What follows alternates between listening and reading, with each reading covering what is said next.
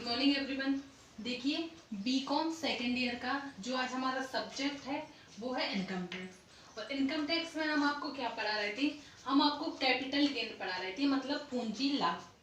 तो सबसे पहले अपन देखेंगे कि पूंजी लाभ होता क्या है।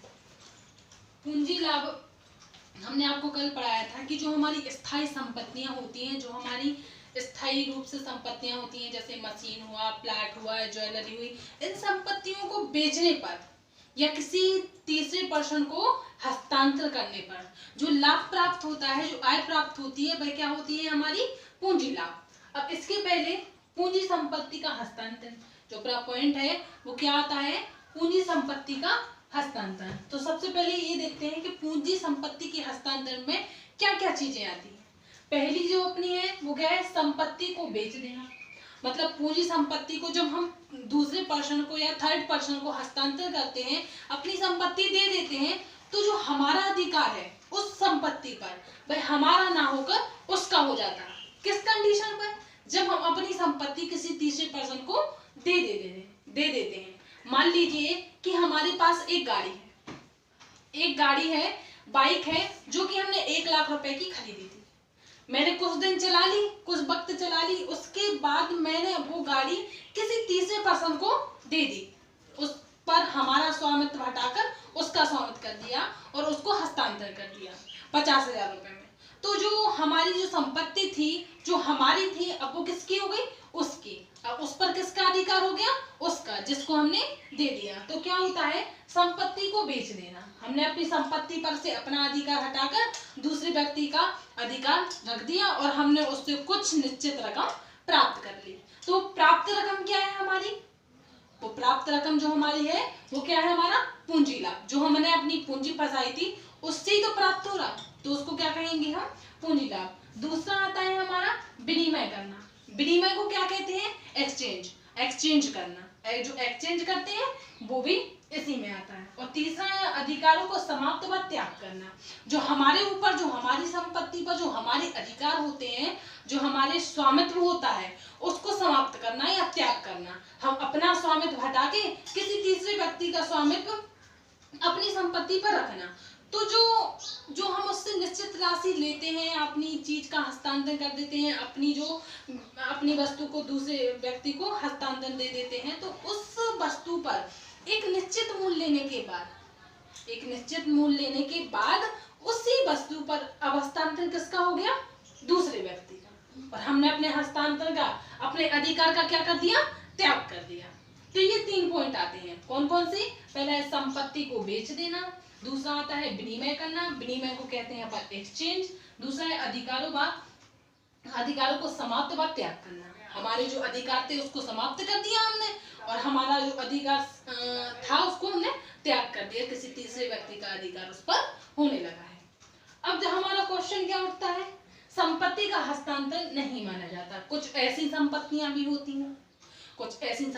होती हैं जो मतलब बंटवारे करने के बाद भी उसका हस्तांतरण नहीं माना जाता है। वो कौन कौन सी होती है, पहली, जब एक हिंदू अविभाजित परिवार पर संपत्ति का बंटवारा। जो क्या होता है, हिंदू अविभाजित परिवार मतलब एक फैमिली मेंबर्स के बीच जो बंटवारा होता है, जो पार्टीशन होता है, उसको क्या माना जाता है, उसको पूंजी लाभ या पूंजी संपत्ति का हस्तांतरण नहीं माना जाता है, वो उसमें शामिल नहीं होता है। दूसरा क्या है अपना, उपहार का अधिकार हस्तांतरण। यदि किसी व्यक्ति को हम उपहार देते हैं, अपनी वस्तु को हमने किसी तीसरे पर्सन को उपहार में दे दिया, उस उपहार का हस्तांतरण पूंजी संपत्ति का हस्तांतरण में नहीं शामिल होगा, उसको पूंजी संपत्ति के हस्तांतरण में नहीं माना जाएगा। एंड नेक्स्ट है कंपनी के समापन पर संपत्ति का विभाजन। जो कंपनी होती है, कंपनी को समाप्त करते हैं, तो उसके जो अंश होते हैं उनका विभाजन करना, मतलब जिसके जितने अंश हैं उनको उस अंश के हिसाब से बांट देना, वो भी क्या होता है, पूंजी संपत्ति का हस्तांतरण में शामिल नहीं होता है। नेक्स्ट होता है 2 कंपनियों का अधिकार देने पर संपत्ति का हस्तांतरण। जब 2 कंपनी होती हैं, उनका अधिकार देने पर जो कंपनी का समापन होता है, मतलब संपत्ति का हस्तांतरण होता है, वो भी पूंजी संपत्ति के हस्तांतरण में शामिल नहीं होता है।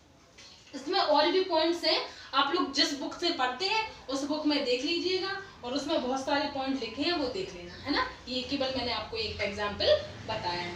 अब अपन ये देखते हैं कि कैपिटल गेन कितने होते हैं, है ना। तो सबसे पहले अपन कैपिटल गेन लिखेंगे। पूंजी लाभ दो प्रकार से होते हैं। एक तो शॉर्ट टर्म होता है, शॉर्ट टर्म कैपिटल गेन, दूसरा होता है लॉन्ग टर्म कैपिटल गेन। जो शॉर्ट टर्म कैपिटल गेन होता है, ये क्या होता है, किसी भी पूंजी संपत्ति को खरीदने के बाद उसे 36 महीने के पहले ही हमने बेच दिया, किसी तीसरे पर्सन का हस्तांतर कर दिया और उससे एक निश्चित राशि ले ली, तो वो किसमें शामिल होगा, हमारा शॉर्ट टर्म कैपिटल गेन में। लेकिन 36 महीने से पहले, और अगर 36 महीने के बाद हमने उस संपत्ति को बेचा तो वो लॉन्ग टर्म कैपिटल गेन में शामिल हो जाएगा। अब सबसे पहले अपन ज्ञात करेंगे, इन दोनों को ज्ञात करेंगे। ज्ञात करने के बाद जो हमारा शॉर्ट टर्म कैपिटल गेन है, सबसे पहले हम उसको बता रहे हैं आपको ज्ञात करना। तो अपन क्या लिखेंगे, computation of capital gain. Capital gain assessment year 2020-21। इसका जो प्रारूप है वो कैसे बनता है, देखो, सेल ऑफ एसेट्स, मतलब जितनी की हम अपनी संपत्ति बेचते हैं वो राशि यहाँ लिख देंगे। उसके बाद लेस सेलिंग एक्सपेंस, मतलब उसको बेचने या बेचने योग्य बनाने में जितनी भी खर्चा लगता है उसको लेस कर देंगे, और जो निकलेगा वो क्या होगा, हमारा नेट सेल। जो निकलेगा वो क्या होगा, हमारा नेट सेल। इसके बाद दूसरा जो आता है less purchase of assets, less purchase of assets कर देंगे। उसके बाद लेस कॉस्ट ऑफ इम्प्रूवमेंट, मतलब उसको उस लायक बनाने के लिए जितना भी खर्च हुआ वो लिख देंगे, और जो हमारा निकलेगा वो क्या होगा, capital gain, short term capital gain. अब नेक्स्ट आया लेस हो गया एग्जम्पटेशन।